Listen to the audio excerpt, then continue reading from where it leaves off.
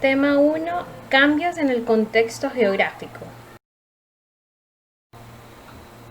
Tenemos que la Constitución de Estados Unidos, la Revolución Francesa y las propuestas de Ilustración inspiraron y sirvieron como ejemplo a los líderes independistas en América. Estos luchaban contra la injusticia colonial, contra la desigualdad social y la dependencia económica. Sin embargo, una vez sus países obtuvieron la independencia, comenzaron las luchas internas por obtener el poder y el control. Los líderes independistas no imaginaron que después de tantos años de guerra contra España, las clases que apoyaron la independencia protagonizarían pugnas de poder. Estos líderes pronto se vieron involucrados en guerras civiles, económicas y nacionales, que culminaron con la fragmentación del territorio latinoamericano y con los cambios en el contexto geográfico, como los que vamos a ver a continuación. Destino manifiesto. Comienzos de la República Mexicana, la de Centroamérica, la Gran Colombia, Guerra del Chaco y las Islas Malvinas. El destino manifiesto fue o es la idea o creencia de que la expansión de los Estados Unidos era justificable e inevitable. Se debe hacer hincapié en la palabra idea, creencia, porque nunca fue formalmente una política del gobierno estadounidense. Es decir, nunca se promulgó una ley o ningún presidente la apoyó o mencionó públicamente. De hecho, fue un periodista el que inventó la frase para justificar la expansión de Estados Unidos, John L. O'Sullivan. En su artículo creó un caso para la anexión de Texas y lo que sería el estado de Oregón, entonces en manos del Reino Unido y México respectivamente. Se usaría para justificar en parte la guerra México-Estados Unidos, la expansión al oeste de los Estados Unidos, entonces hogar de varios pueblos nativos americanos. El destino manifiesto es una traducción literal al español de Manifest Destiny. La traducción correcta sería el destino obvio o el destino evidente.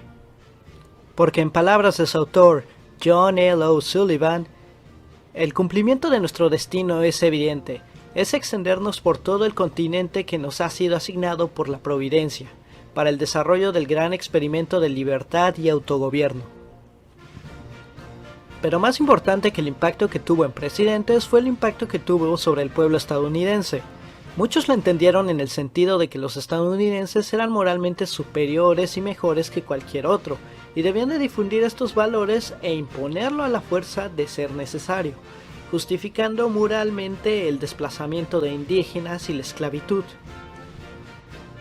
A través del tiempo esta idea cambió y dejó de ser sobre el continente americano y pasó a ser sobre el mundo y donde Estados Unidos la viera útil para sus fines geoestratégicos, como fue la guerra contra España en la que Estados Unidos tomaría control de Cuba, Filipinas y la isla de Guam. ¿Cuál es la diferencia entre el destino manifiesto y la doctrina Monroe? En una manera fácil de explicar es que la doctrina Monroe es la ejecución de la idea, y el destino manifiesto es la justificación moral. Doctrina Monroe es: Estados Unidos es el único país que puede interferir en América. El destino manifiesto es la justificación moral del por qué interfiere sobre otros países. Hoy por hoy esta idea de superioridad moral sigue viva en el inconsciente estadounidense. Intervenciones de corte militar, económico o político por parte de este país van de la mano con la idea de llevar libertad y autogobierno. Tenemos muchos ejemplos como la guerra de Vietnam, Afganistán, Irak, intervención de Panamá y la casi intervención de Venezuela. La independencia de México en 1821. El Imperio Mexicano contaba con gran parte de lo que hoy en día es el sur de Estados Unidos y con la mayor parte de Centroamérica. Sin embargo, la crisis económica que provocó la lucha por la independencia hizo a los sectores liberales conspirar contra el emperador Agustín I, que fue derrocado apenas 6 meses después de llegar al poder. Se crea entonces la República Federal Mexicana en 1823 y Centroamérica se separa de México. En 1824 se crea también la Constitución, que recoge la separación de poderes y se elige al primer presidente electo de la República Federal, que será Guadalupe Victoria. Sin embargo, la verdadera estrella de este periodo es Antonio López de Santana, quien rechaza a los españoles y será elegido en multitud de ocasiones para ser presidente. López de Santana promulga las 7 leyes, una constitución de corte conservador. Sin embargo, del norte venían grandes problemas. Allí los estadounidenses reclamaban unos territorios tejanos. México atacó las posiciones militares de Estados Unidos en la zona y Estados Unidos respondió declarando la guerra. Estados Unidos ganó y se llevó gran parte de lo que hoy es el sur de Estados Unidos.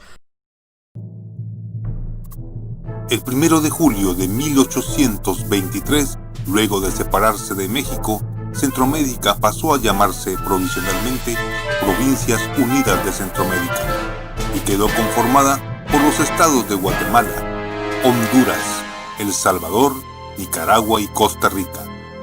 Al año siguiente, el Congreso Constituyente Centroamericano se reunió en la ciudad de Guatemala, ello con el objetivo de decidir cuál sería el sistema de gobierno a través del cual se regirían los destinos de la joven nación.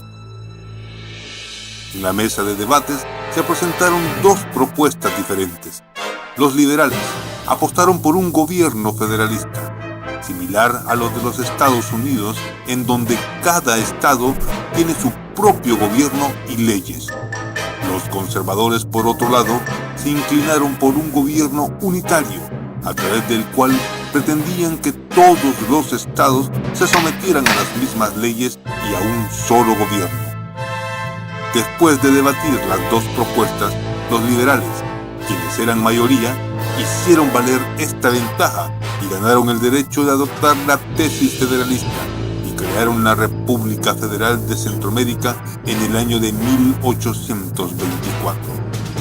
Esta joven república fue liderada por el liberal salvadoreño Manuel José de Arce, quien prometió la transformación de la economía y la sociedad centroamericana.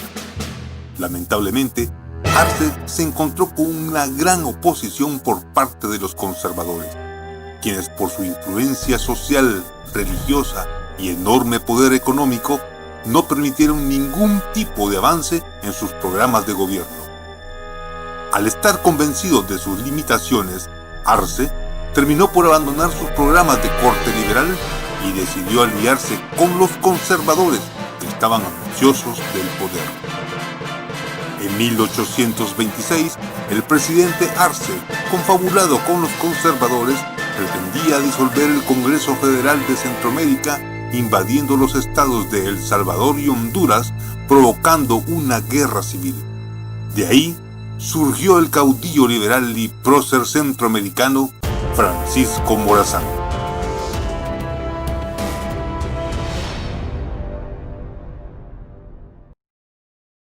La Gran Colombia fue la extensa república que se formó tras las independencias de los territorios del Virreinato de la Nueva Granada, la Real Audiencia de Quito y la Capitanía General de Venezuela, lo que hoy en día serían los territorios de Colombia, Panamá, Ecuador y Venezuela unidos. ¡Vaya que era grandotota!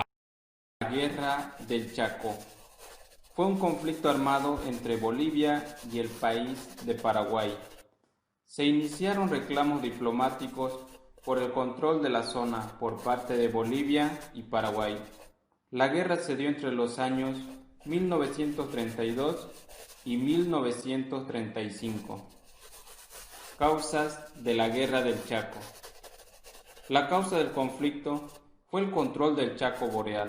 Para Bolivia era una zona estratégica. Debido a la Guerra del Pacífico, Bolivia perdió la salida al mar, lo que impulsó a buscar nuevas alternativas a través de la zona del Chaco boreal.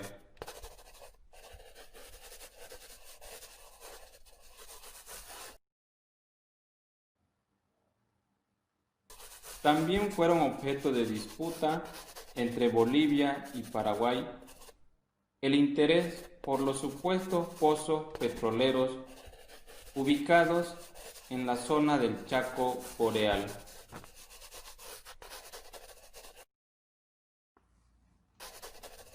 Desarrollo de la guerra. En 1932 estalló el conflicto. Bolivia contaba con una fuerza de 250.000 hombres, mientras que los paraguayos reunieron 150.000 soldados. En 1928, el fortín vanguardia de los bolivianos fue tomado por los paraguayos. los bolivianos respondieron ocupando el fortín paraguayo llamado Boquerón. La idea de que allí pudieran existir pozos petroleros estimuló ambiciones de países externos al conflicto. Estados Unidos apoyó a Paraguay, mientras que el país de Gran Bretaña fue el aliado estratégico de los bolivianos.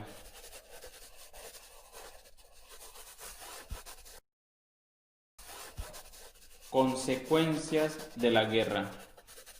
Se firma el Tratado de Paz el año 1938 en Buenos Aires, en donde se reconocen aproximadamente 230.000 kilómetros cuadrados del territorio para Paraguay, mientras que para Bolivia el acceso al río Paraguay junto al poblado de Puerto Casado.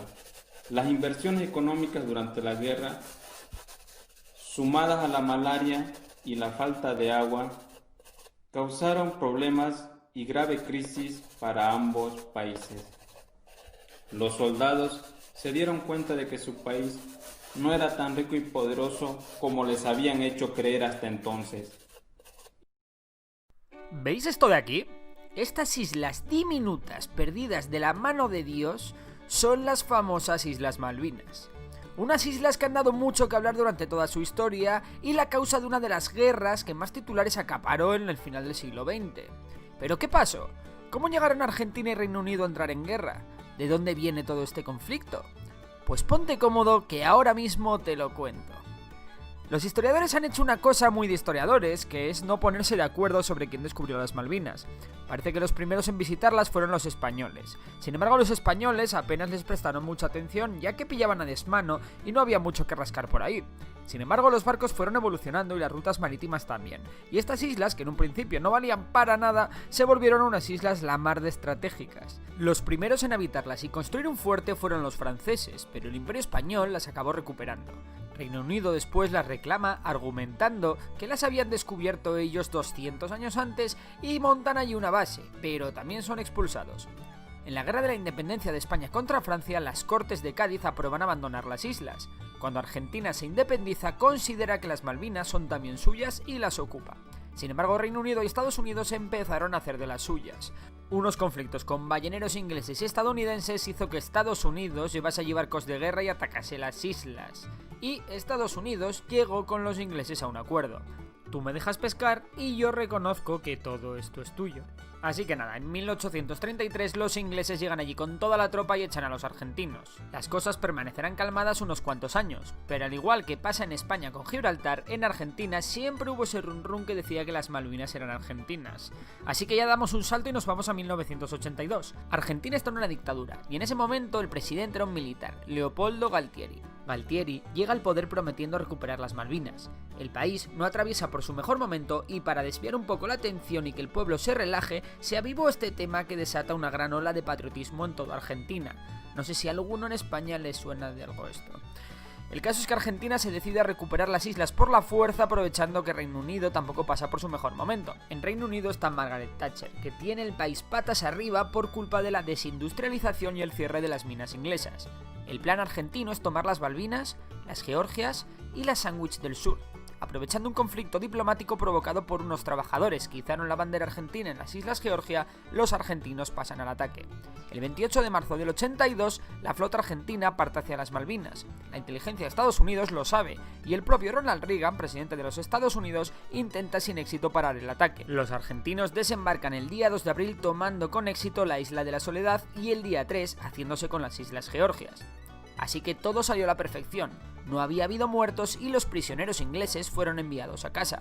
Toda la opinión pública y todos los partidos políticos estaban entusiasmados con la operación. A Argentina no le apoyaba casi nadie. En América Latina solo podía contar con Panamá, Perú y Venezuela, mientras que a nivel internacional solo la Unión Soviética le propuso un mínimo apoyo. Estados Unidos por su parte dio un gran apoyo logístico a Reino Unido, Chile y Francia les proporcionaron servicios de inteligencia y la Comunidad Económica Europea impuso sanciones a Argentina. Así que Reino Unido no se iba a quedar parado y enseguida organizó una respuesta. Los ingleses mandaron sus buques de guerra a la zona, incluyendo submarinos nucleares y 2 portaaviones, así como cerca de 30.000 hombres, estableciendo una zona de exclusión aérea. La zona de exclusión aérea terminó siendo una zona de exclusión total. Vamos, que se iban a cargar a todo lo que oliese argentino por la zona. La respuesta argentina fue clara. Se prepararon para la defensa y el presidente argentino gritó ante una multitud: «Si quieren venir, que vengan, les presentaremos batalla». El 25 de abril, la flota británica retomó las Islas Georgias del Sur. Los primeros combates se suceden el 1 de mayo, momento en el que la Fuerza Aérea Argentina entra por primera vez en combate en su historia. Los ingleses bombardean el aeropuerto para evitar que Argentina pueda aprovisionar a las tropas en las islas. El 2 de mayo, un submarino nuclear inglés hundió el crucero General Belgrano. 323 de sus 1093 tripulantes murieron, siendo el único barco de la historia hundido por un submarino nuclear en tiempos de guerra. El 4 de mayo de 1982, la Armada Argentina destruyó al destructor HMS Sheffield, mientras que el 10 de mayo una fragata de Reino Unido hundió al transporte argentino Islas de los Estados. El 21 de mayo los ingleses desembarcaron en las islas sin mucha resistencia terrestre. Sin embargo, los aviones de la Armada y la Fuerza Aérea Argentina sí atacaron, hundiendo un destructor y 2 fragatas británicas, hiriendo y matando a decenas de marinos. Argentina perdió 22 aviones y 10 pilotos en la operación. El 25 de mayo los argentinos hundieron el transporte SS Atlantic Conveyor, destruyendo la carga vital para la campaña terrestre británica. El 30 de mayo los argentinos atacaron al portaaviones HMS Invencible, causándole grandes daños.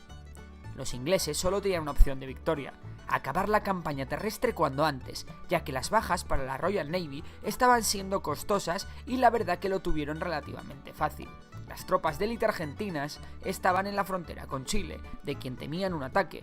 Además, las tropas argentinas en las Malvinas estaban mal armadas y su capacidad de combate no era comparable a la de los ingleses.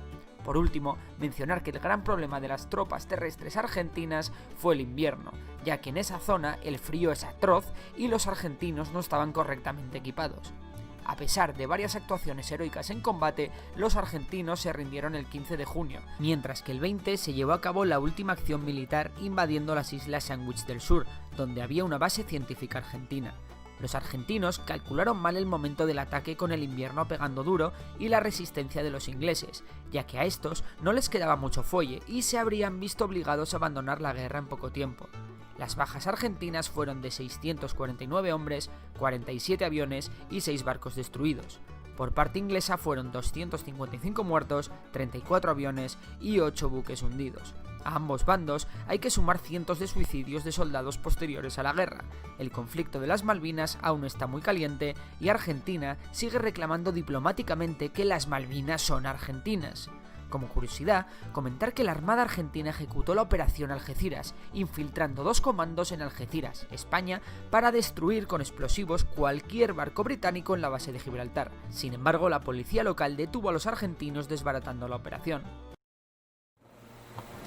De tarea van a realizar el aplico de la página 171 y van a realizar la hoja de trabajo 1. Esa me la van a enviar mañana a más tardar 3 p.m.